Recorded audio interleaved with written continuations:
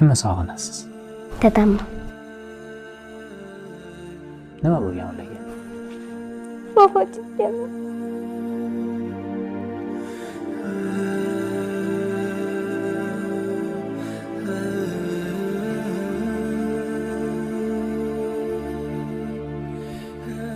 Nima degan bo'lardingiz dadangizga?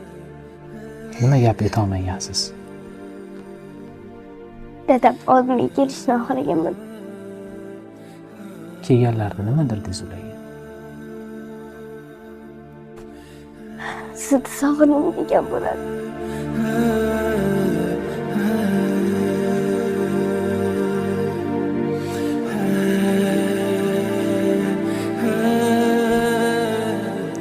Dadangiz qanaqa inson bo'lganlar?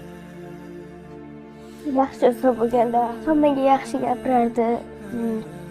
Hech gapirsak meni qo'shib olib borardi. Yoshligimda bog'chadan uzab kelardi.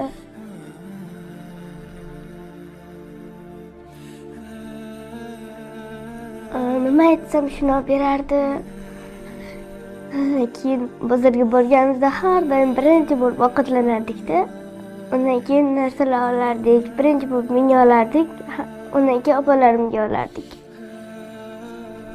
Dadangizga o'xshagan insonlar bormi hozir? Yaxshi insonlar bormi? Bordir. Ehson qilayotgan odamlar taniyman. Kimni taniysiz? Sardor Rahimxon. O'sha. Ularni ko'rishni xohlaysizmi?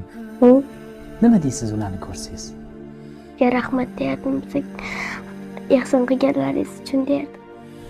Dadangizga o'xshaylarmi ular? Yaxshi ko'rasizmi ularni ham dadangiz yaxshi ko'rgandan keyin? Yaxshi ko'raman. Ularni kim ko'rsatadi sizga? Allohim. Allohdan so'raysizmi ularni ko'rishni?